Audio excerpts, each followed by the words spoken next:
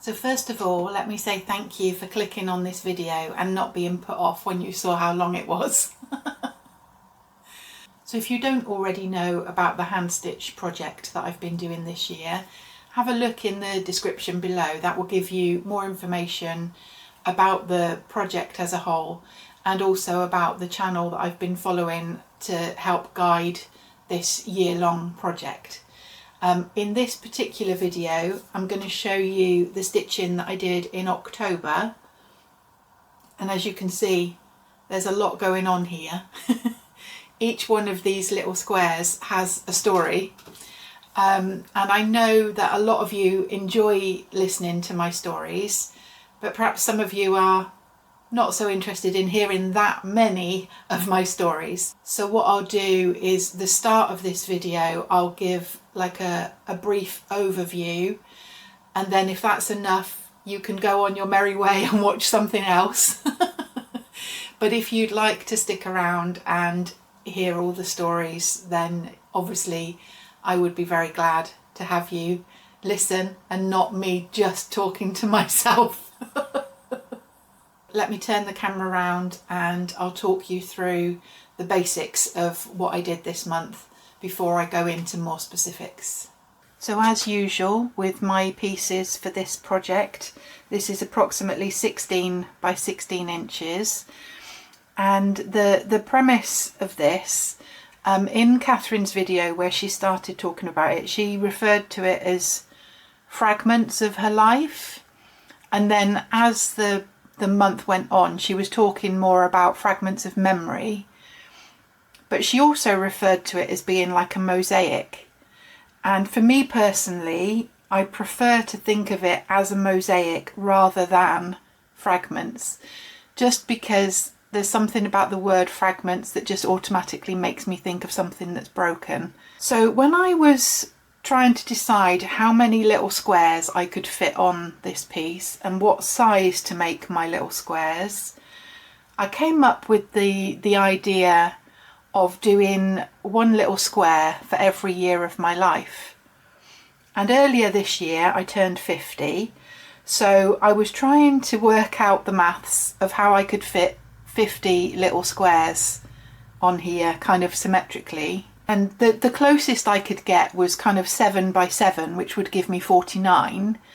And then I was thinking, well, maybe I can squeeze an extra one in somewhere.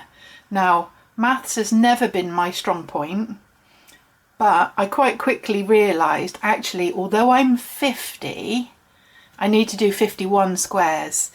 Because, for example, on the day when you turn 1, you've already lived 1 year of life, so you're then into your second year.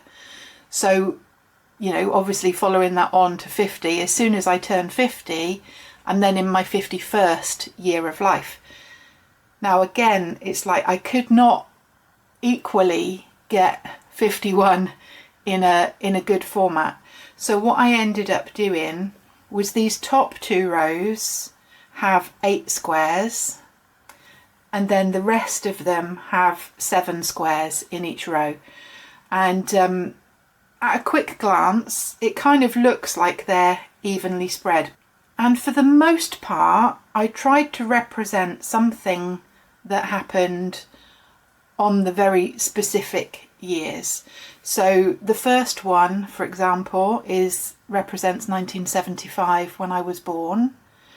And the last one represents this year, 2025, and each year in between. There are some where I've just done it in the approximate right year, and some where I'm like, I've got a gap there and I don't really remember what happened that year. This thing will sort of roughly fit in that space. And when I was putting this together, I didn't start from the beginning and do it in order. I kind of jumped around with the kind of the most important things which I wanted to get on here, and then the things where I knew for definite what year they happened, and then I was sort of gradually filling in more and more gaps.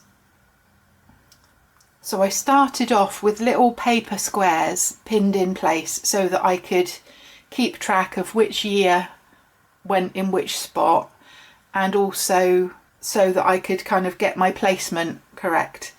And a lot of these are slightly wonky. Some of them are very wonky, but we're not worrying about that.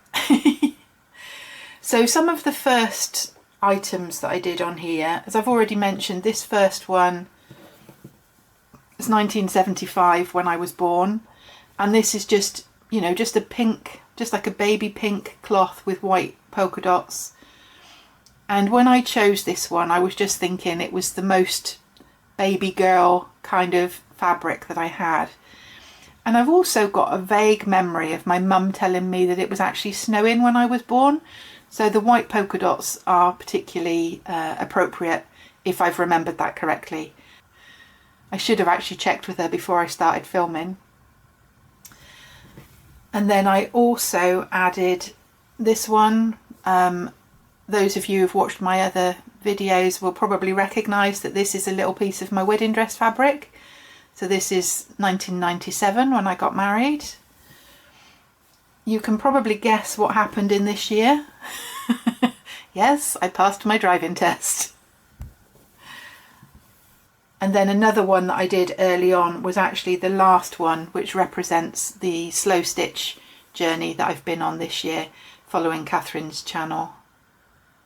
And these pieces of fabric are actually ones which I dyed myself using onion skins, which is another thing that I learnt from her channel. So that's kind of a very basic overview of the idea behind this piece. So if you're happy with that and that's all you want to know, then that's fine. Feel free to leave and go and watch something that you will find more interesting. But if you'd like to know more detail about some of these other things, for example, you've probably noticed there's a little skull and crossbones down here.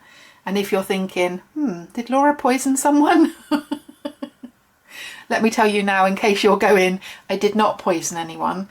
But that for me is actually one of the more fun things that I've sort of experienced in recent years. So for those of you who've chosen to stick around and hear more of my stories, thank you very much.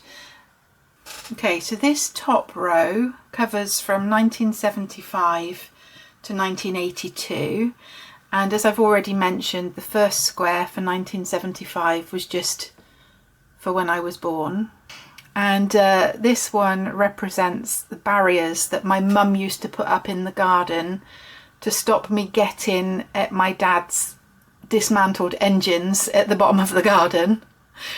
And she said I would very often, I would either manage to find a way over or under or through the barriers and get to the things at the bottom of the garden that I was not supposed to be playing with. And then this very bizarre looking one is not a direct representation, but we had at this time some quite, I would say, psychedelic wallpaper, although it was just black and white. And then this one, the fabric itself was from a friend, but this represents not a family group as you might imagine, but this little one here with the skirt on, this is me, and these others were my friends. At this point in time, I was pretty much the only girl in the street, so all my friends were boys. And then this very plain one, it's just a little piece of denim. And this was, I had a toy clown which had a china face and china hands and feet. And as parts of it were china, obviously it got broken. And my mum had used denim to make new hands and feet for this clown as they gradually broke. And I don't remember what happened to the clown in the end. Presumably at some point the head also broke.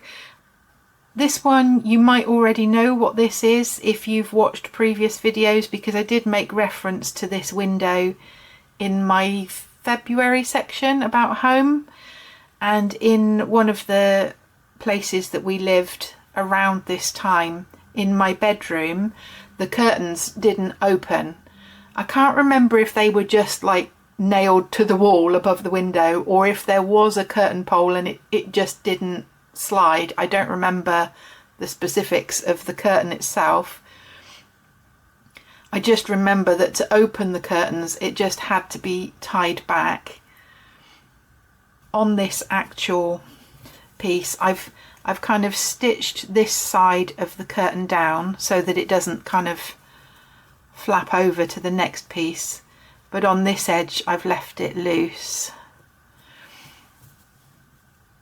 And I used excessively long pieces of fabric to gather up this curtain, so it's really well gathered. From this time period, we moved back to my hometown and we lived with my grandparents for a while, and this piece of fabric was chosen for the butterfly because I had a pet butterfly named Lucy. Who has a pet butterfly, you ask?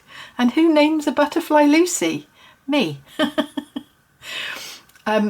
In my mind, I had this butterfly for about a week or so. In reality, it probably all happened on one day, but it's quite a vivid memory from this time period. I was walking home from school and there was a butterfly lying in the road, and it obviously wasn't in a very fit state.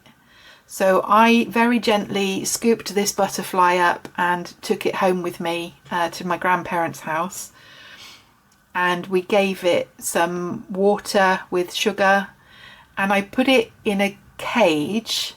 Now the cage was, my nan had some like decorative flower pot covers that you would kind of sit the flower pot inside.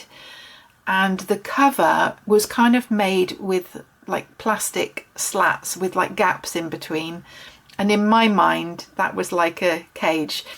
But when she seemed to have recovered, perhaps because of the sugar water, perhaps there was nothing wrong with her in the first place. I don't know. She might have just been in the road sunning herself. But I took her to the bottom of the garden and put her on the garden wall. And I clearly remember that she flew off and came back. And in my little brain, at whatever age I was, it was like she was coming back to say thank you, and then she flew off again. So that was little Lucy. And a very small moment out of that year. But some of the things on this piece are like that, very small moments, and some of them are like big life-changing moments, so there's quite a variety. And then the last one on this row, this fabric is slightly reminiscent of the wallpaper that I had in my bedroom, and this is the house where my parents still live, and this wallpaper is still in that room. So this was my bedroom from the age of around about 7 or 8 up until I got married at the age of 22. And then moving on to the next row, we've got 1983 to 1990. And 83 was roughly around the time when at school we were studying about planets and the solar system. So this is supposed to be a representation of our solar system. This one is obviously our sun, and I did the sun as a kind of eyelet stitch. So I actually cut a hole in this dark fabric, and this pale centre of the sun is actually a piece of cloth that I'd dyed myself using buddleia flowers. And then I've done the like eyelet stitch around and tried to kind of vary the lengths a little bit to represent the sun's rays. And then here we've got the planets. Because I was working in a square, obviously these little planets loop round as if they come back to the sun rather than going away from the sun. But this was the best I could manage on this little square of cloth. And as part of our class, and what we did as a group in the class, was to come up with mnemonic, is that the right phrase, where you've kind of got like the first letters to kind of help you remember something. So bearing in mind that we were a bunch of 8-year-olds and this was done as a group, so there's not necessarily much sense to this, but the little thing which we came up with was Mother visits Earth. So we decided to keep Earth as Earth. Mother visits Earth making jumpers, sitting under noisy pandas. And obviously that makes no sense whatsoever, but I still remember it now at the age of 50. And then the next one is not necessarily relevant to this specific year, but kind of around this time. In my mum and dad's driveway, there were a couple of concrete strips, which was obviously, you know, for the car to drive on. And on either side of those and in between, there were sections with just gravel. And I don't know how I came to be rummaging through the gravel, but I found quite a few very small fossils. And I was absolutely fascinated by these little fossils, and I had this collection. And then maybe you've been looking at this little fella and wondering who or what this is. This is a little hedgehog, and at this point in time, again, roughly, let me introduce you to Herbie. Isn't he gorgeous? He's a little hand puppet, but he's kind of stuffed as well. So he's kind of like, oh, he's covered in my hair, excuse me. He's kind of a cross between a cuddly toy and a puppet. And yeah, he was my absolute favourite. And as you can see, I've still got him. Nowadays, he just sits on my spare bed. But at this point in my life, he came everywhere with me. So Herbie came from Avon, and at the time he cost £8, if I remember rightly, which was quite a lot of money for a cuddly toy at that point, and I obviously had plenty of toys already. So I came to the agreement with my mum and dad that if I really wanted him, I would save up the money. But because it was in a catalogue, I was worried if I waited too long, he wouldn't be available anymore. So I saved up part of the money, and then my mum and dad gave me the rest of the money. And something that I had forgotten about until I was talking about this with my mum the other day, and she said that the Avon lady who lived near us, when he arrived, I couldn't wait for her to deliver him to us, so I actually went to her house to collect him. And ever since that sort of time, I've had a love of hedgehogs. Now, I can't remember if I was attracted to Herbie because I already loved hedgehogs, or if I came to love hedgehogs because of Herbie. So there we go. I'll just move Herbie over to the side and he can sit and watch me film the rest of this video. And then this next one represents when I started senior school, and this is supposed to be my school tie. It was actually more of a royal blue rather than a navy blue with these gold stripes. Not much more to say about that really. And then moving on, these next few, now we've got 4 floral fabrics in a row. But around this time was when I started getting into sewing more, although with a machine, not by hand. And this first one, I wouldn't swear to it in court, but I'm pretty certain that this was the fabric of the very first dress I ever made for myself. So I would have been around about 12, something like that. And then these next 3 were other dresses that I made for myself. And I think in reality, these probably should be on the next line. I can't remember exactly when I made them, but it just seemed an appropriate place to put them. But anyway, moving on to the next row, and here we've got 1991 to 1997. 1991 was when I left school and started college, and I was doing A-levels. I did 3 A-levels. One was English language and literature, as sort of like a combined subject, and then I also did art and art history. So this fabric was kind of the most painting like fabric that I could find. I thought the background kind of looks like a canvas, and then obviously this painted flower, so obviously it doesn't represent a particular work of art, but it was just the most appropriate fabric from what I already had to represent that study of art. And then this one was when I was still at college, and around this time I started wearing these like checked shirts, which I used to refer to as my lumberjack shirts. I never had one this colour. This is one that I'd bought more recently in a charity shop. But I do remember one of the shirts that I had was green, and the first time I wore it, it had rained and I got wet, and all around my neck turned green. Moving on from college, I got my first job in 1993. And if you're thinking this looks like a duster, you are correct. This does represent a duster. And if you're thinking that my first job was as a cleaner, you would be wrong.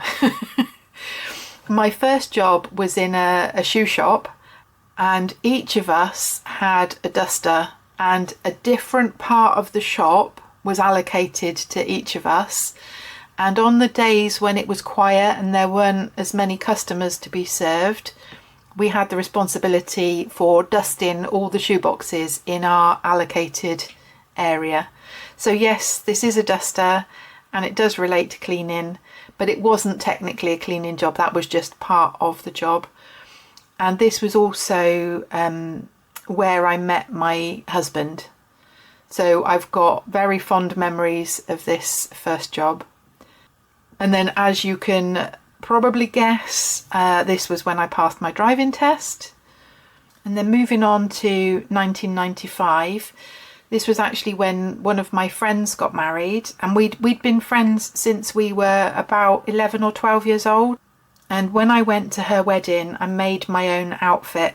So this top part is silk, and I'd made basically like a vest top. And then this brown, I'd made a skirt and sort of like a jacket, but because it was such flimsy material, I mean, it was more like a fabric cardigan than a jacket. And then this one, again, we've got a little eyelet cut here. So we've got this navy blue fabric with the gold stitching, and then a heart-shaped hole cut in it with sort of red fabric inserted underneath, and then this red eyelet stitch around. And one of the things that Kathryn had mentioned when she was talking about doing like eyelet stitches in some of her pieces, she was sort of talking about how, you know, one memory leads on to another memory, or how two memories are sort of connected, and that applies here. This represents the day when my husband and I got engaged. And we'd already discussed getting married. You know, we'd known for some time that we wanted to get married. I'd gone with him to help choose the engagement rings. So it wasn't a surprise proposal or anything like that. The ring wasn't a surprise. But he obviously wanted to do something a little bit special, a little bit different. And I've got a couple more little things to show you. So here's the ring box. This is actually a replacement because the hinge broke on the original one. And as I said, I was there when he bought the ring. It wasn't a surprise. I knew exactly what was coming, but I didn't. Because inside this box, look what he gave me. It's a ring pull from an old style ring pull cam. And in those days I was a lot slimmer, and it did actually fit me, and he made me wear it. And then later on in the day, he got down on one knee with this little heart-shaped box, which had the real ring in it. And I don't keep it in this box anymore because this surface is all crazed and cracking up. But yes, so he obviously, as I said, wanted to do something a little bit special because I had already seen the ring. So yeah, this was my first engagement ring. And now you see why there was a little red heart inside the original box. And then obviously, as already been mentioned, this was the year that we got married, and this was a piece of fabric from the wedding dress that I made for myself. And then moving on to the next row, we've got 1998 to 2004. And this first one you might recognise from my January piece. This was left over from curtains that I made for our first house. In reality, I think I probably did this the year before, but it just seemed appropriate as sort of symbolic of us setting up home together after we got married. And then the following year was also depicted in my January piece. This was the year that I bought my first classic car, and it was maroon with a white roof. And this star was the shape of the chrome badges that were on the grille. And kind of following on from that really, the next year when we'd gone to one of the classic car shows that I'd attended with my car, and they had a rockabilly band playing, and we absolutely fell in love with that band. And we, from then on, we kind of followed them lots of places that they went, up until they split up about 10 years later, I suppose. And yet again, this is another piece of fabric that was in my January piece, from a rock and roll sort of circle skirt that I'd made for myself. And we started going to the rock and roll club, and we had sort of a few dance lessons, not necessarily all in that same year though. And then this one is quite interesting. I wasn't sure how to depict this one. Now, I don't know how well it shows up on camera. I mean, this is all the same fabric, but it's in 3 pieces. There's like a T-shaped join, and this is kind of like a silvery metallic fabric, which was the most appropriate thing that I could find to represent the fact that this year I did a college course in welding. So I've actually got a City and Guilds qualification in welding. And again, referring back to my January piece, this row seems to have a lot of repeats from January. I had a piece of fabric from my welding overalls in that one, whereas this represents the actual metal that I joined. Although obviously in reality it's fabric that I've stitched, but it, you know, stitched fabric, welded metal, same thing. And then this next one, which is clearly a bicycle, anybody who knows me personally will be wondering why on earth there is a bicycle on here, because I don't cycle. This was actually my husband's bike, and he was a very keen cyclist, and he was always changing bits and pieces on his bikes. And at this particular time, he decided that he would make a whole bike from scratch. So he just bought the frame and then added all the extra components that he wanted himself. And he's somebody that was always quite hard on himself, always put himself down. So this was something that he was quite proud of, and I was very proud of him for actually doing it, because it was something he'd been thinking about doing for a very long time. And then moving on to this gold glitzy piece of fabric. Those of you of a certain age may be familiar with the radio DJ Emperor Roscoe, and around this time he had a show on a fairly sort of local-ish radio station to me, which was Brunel Classic Gold, and hence the gold. And one of the things that they did was they'd organised like a 70s disco weekend in Great Yarmouth. And Roscoe was going to be coming over from America to be one of the compares of this weekend. And 70s disco, not really my thing, but I had been emailing Roscoe for a while prior to this, and I really wanted to meet him. So Trevor and I went for this 70s weekend so that I could meet Roscoe. And I used this gold fabric. I made one top that was purely just gold, but then I also did one where I'd put a gold M on a plain top, and that was for Roscoe because his real name is Mike, and where we'd been emailing, you know, he'd transitioned from referring him to himself as Emp to just signing his emails M. So putting this gold M on my top was, you know, so that he would recognise me basically. So yeah, so we had a fun weekend, and that was the first time when we met him. The second night that we were there, after he'd finished his part of the show, he actually invited us back to his caravan. So we went back to his caravan and had a little chat with him, which was nice.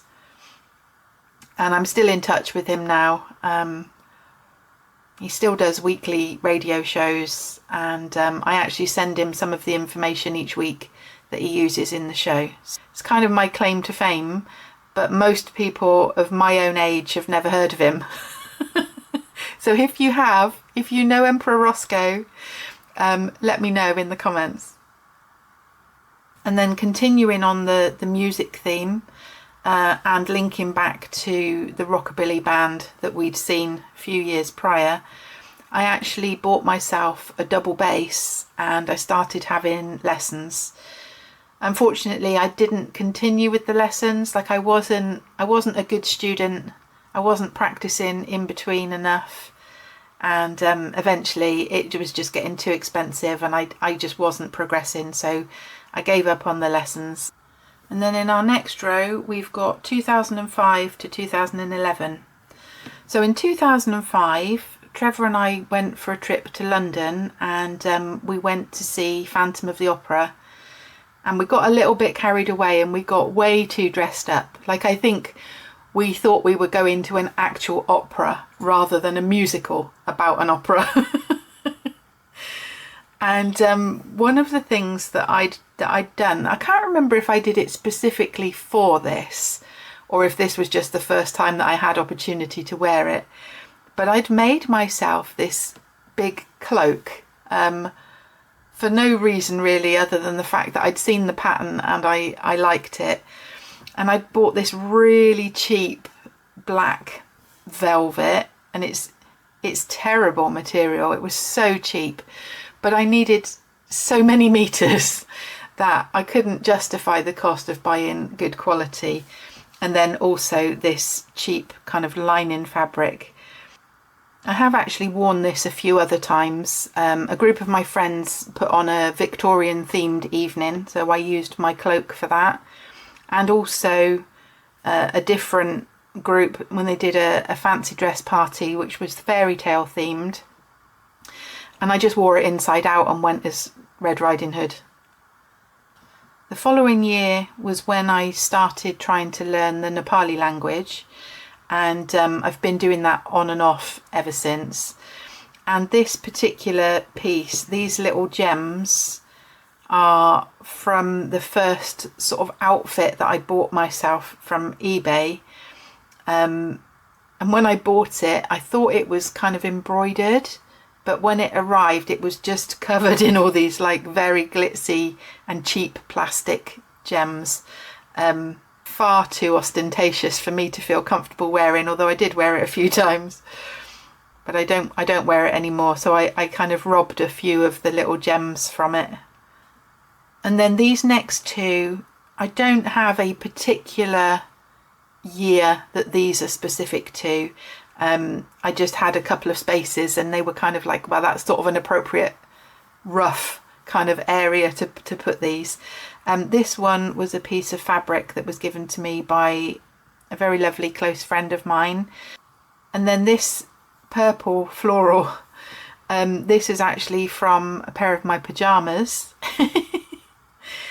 And the reason I've kept this, I mean, the pajamas themselves, the top was just like a purple t-shirt, and then the trousers were this kind of sort of silky kind of material, so a little bit of a sheen to it. And whenever I wore them, Trevor used to refer to me as the big purple one, which is one of the sweets from the Quality Street collection. So this next rather odd looking shape, on the background we've got some of this silk which I'd worn to my friend's wedding, and this is a piece which I'd dyed using onion skins. And then I'd cut this vaguely semicircle shape out of it and inserted in this piece of red cloth and stitched around with the eyelet stitch. But you can see it's not really a proper semicircle, and it's got this little bit sticking out the front. Now you may or may not be able to guess, but this is actually a hard hat. So this was the year when I was helping out on a building site, and I thought this colour of the silk that I dyed with that kind of rough texture is supposed to represent brickwork. And as I've mentioned in previous videos, I'm a Jehovah's Witness, and this year we were building a new Kingdom Hall, which is the building where we have our regular meetings. So my mum and I, along with lots of other friends, we were volunteering to help out.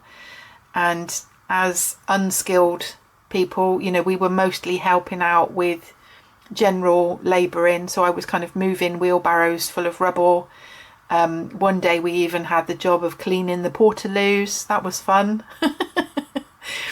And I think the most fun part that I can recall off the top of my head was when we were up on the scaffolding, and it was like a long line of us passing the roof tiles along the line, so that for those who were skilled in actually putting up the roof tiles, they were just getting a constant delivery of the tiles coming ready for them to use. So that was a very fun memory. And then this next one that says love you, you can probably tell by the spelling of you that there was a sheep related theme here. And this was from a pair of slippers that Trevor had bought for me, and long after they'd worn out I kept them because I had this idea that I could sort of cut off the fabric from the front of the slipper, and I don't know what I thought I would do with it, make it into a pocket or something. And I'd hoped that I would be able to put one of the little sheep on here, but when I actually got the slippers out, the sheep was way too big. So I kind of cobbled together bits of it, and it's kind of in 5 separate pieces. So there's like a backing square, the 2 words are separate, and the 2 hearts are separate. Fortunately it's fabric that's not likely to fray, and I've just kind of overlapped it and carefully kind of stitched it down, just as a reminder of that. And then 2011, the background fabric is a piece of cloth that I dyed using buddleia flowers, and these little beads are made out of glass, and I actually made these beads myself. So I've got set up in the garage with a gas torch for melting glass and making my own beads.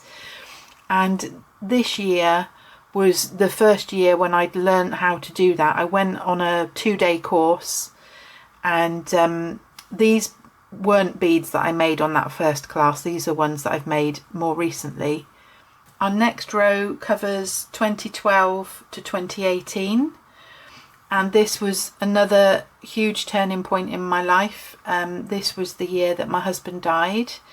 And if you've seen my March piece about my favourite places, you'll recognise that this little ring in the middle is like a miniature version of the wildflower wreath that I made when I scattered my husband's ashes.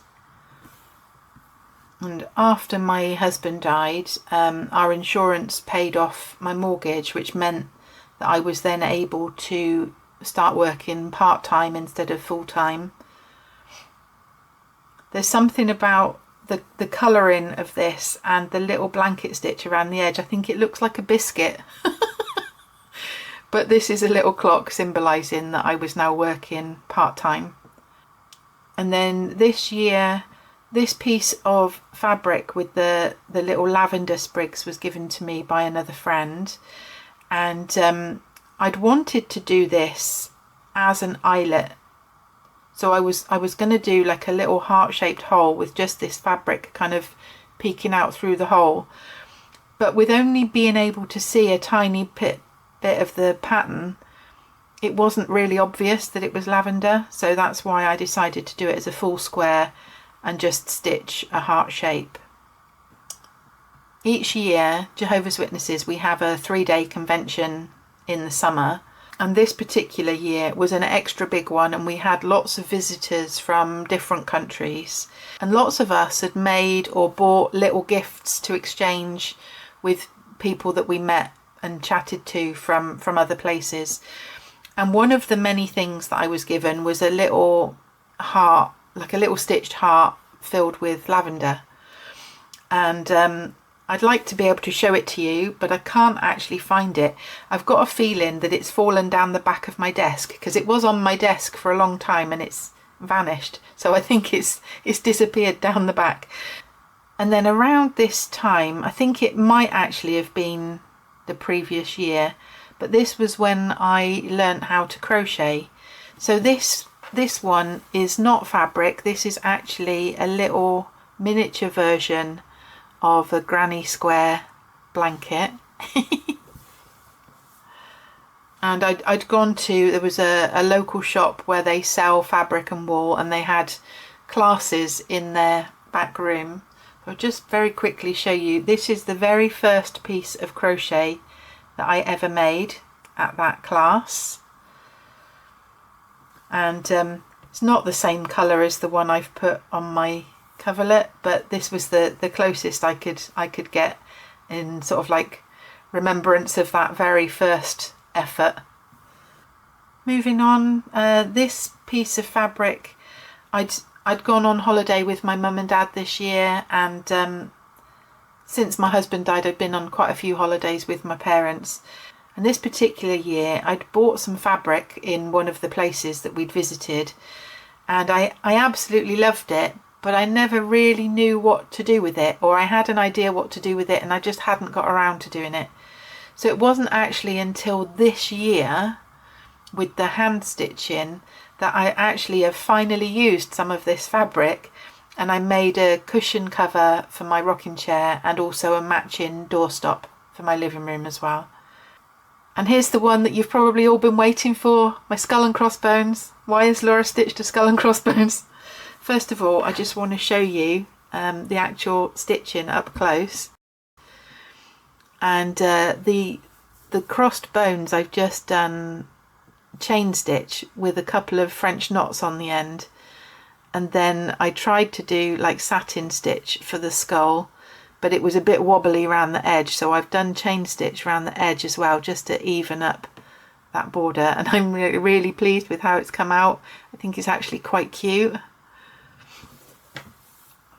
And this links back to what I was talking about earlier about the DJ Emperor Roscoe. And he initially became famous through pirate radio, Radio Caroline, hence the reference to the Jolly Roger skull and crossbones flag. And this year he'd come over to the UK again and was doing a tour, and it was like a pop-up radio station called Last Pirate FM, which I believe is still available to listen to on Mixcloud. Anyway, he'd invited me to join for the tour. I didn't go to all the venues because they were, you know, further away around the UK. It wasn't practical for me to go to all of them. But I went to 2 of the like daytime gigs that he did in London and in Bournemouth. And then separate from the pop-up radio tour, there was also an event organised where they had a convoy of mini mokes travelling from London to Felixstowe, which was sort of offshore from Felixstowe, was where Radio Caroline had been based for a while. It was to do with the anniversary of the end of pirate radio, basically. And I had the privilege of travelling with Roscoe in the same moke. So yeah, that was a really fun week.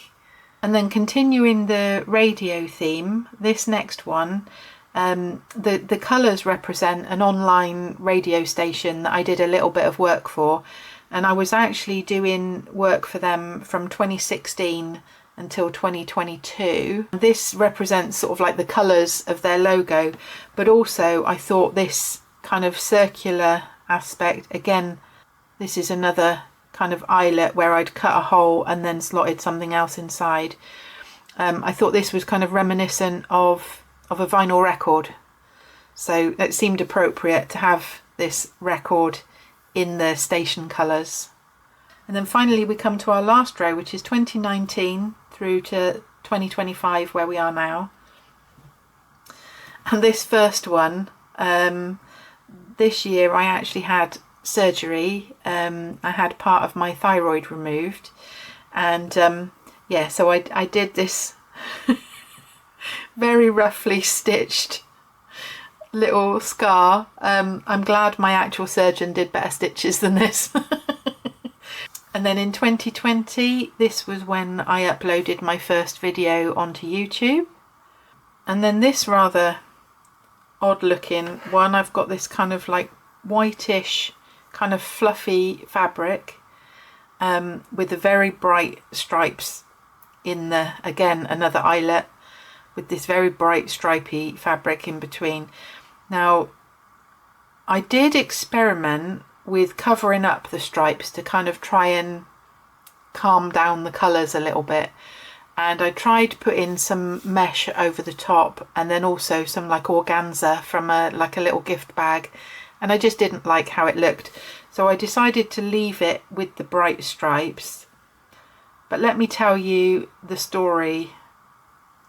This little fella, as you can see, he's kind of this creamy fuzzy with stripes, so this is supposed to represent him, and as you can see, the stripes are way too bright for him. This is Parker, and I found him. Now I was on a walk, and I walked past a school, and you know, sometimes if somebody's dropped their mittens or something, people put them on a fence post with the idea that, you know, they're more likely to be seen. Anyway, he was shoved mercilessly between the bars of the fence, and even now he's got like a little bit of a scar here across his face from where he was wedged. Now when I first saw him, I had no idea how long he'd been there. He might have just been put there that day for all I knew. And then about 6 months later, I happened to be walking past the same school and he was still there. And I thought, nobody has collected him in 6 months. I thought, I can't leave him wedged there. So I brought him home and I cleaned him up. And you can see there's like little pale lines. I'm assuming that's like where he was faded from his long-standing creases. And like I say, there's still a slight line across his face where he was trapped. But yeah, I named him Parker because the school that I'd passed by, where he was kind of stuck in the fence, it had Park in the name of the school. So yeah, I named him Parker. So there you go, that's my little rescue, and we'll sit him over to the side with Herbie and they can both watch the last few. This next year, I first experimented with doing suminagashi marbling, and this book that I made for Inktober last year, I did suminagashi for the cover and the inside. But here's a couple of other sort of practice pieces that I'd done, And as you can see, it's kind of circles in circles in circles. So this particular bit of fabric I just thought was the closest I could find to representing that kind of circle pattern that's kind of created when you start doing the marbling, and then obviously the slightest little movement on the water, you know, the rings kind of go off all over the place, but it starts off with that circles in circles. So these next two things were also seen again back on my January piece, and some of this also in February. So this is my bobbin lace and tatting. So the bobbin lace I had tried on and off for many years to teach myself, but this particular year I actually started going to a class which is organised by the King's Foundation. It's actually done in one of the buildings sort of in the general kind of area of Highgrove House. And then if I can just very briefly show you. So this little snake was what I did on the very first class that I went to. So it's just practicing a few different stitches. And then this one, which is much finer, much more complex. This is the most recent piece that I finished. And then the tatting, a friend of mine had given me some tatting shuttles, and I just taught myself from watching YouTube videos. And this kind of simple flower, you know, was kind of where I started off. And then finally we come to 2025, and as I'd mentioned earlier in the video, this is the year of slow stitch, and these three overlapping pieces of fabric were all dyed with onion skins. And then this fancy stitch that's around the outside, not quite sure what to call it, it's some sort of interlaced kind of stitch that's done in a couple of different stages. And Kathryn had done this like as a grid around all of her squares to represent the everyday, you know, the everyday kind of stuff. Like these are all kind of memories that sort of stick out to me, but obviously there's lots of day-to-day stuff as well. But I decided that I didn't want to do that around all of my squares, partly because I thought it's already very busy. There's a lot of different stuff going on and I didn't want to add anything else to it. But also, if you remember, at the top end, my first two rows had 8 squares, and then below that they all had 7. So if I'd outlined all the squares, it would have drawn too much attention to that, I feel.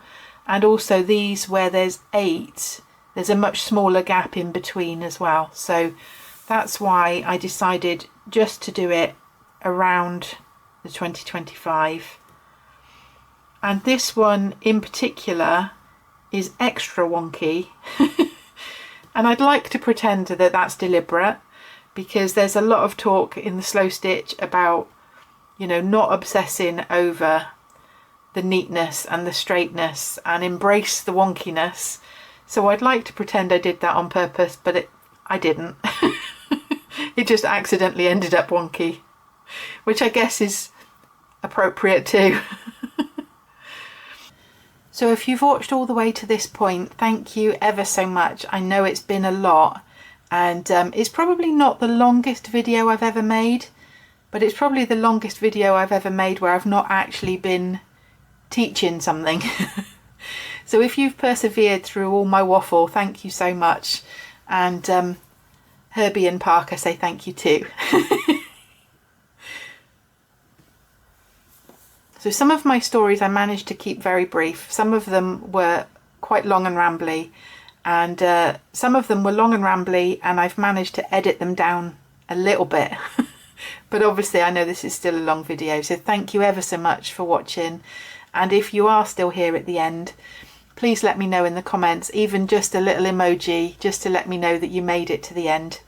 And hopefully I've not scared you off from coming back again to see the November piece shortly. All right, thanks a lot. Bye for now.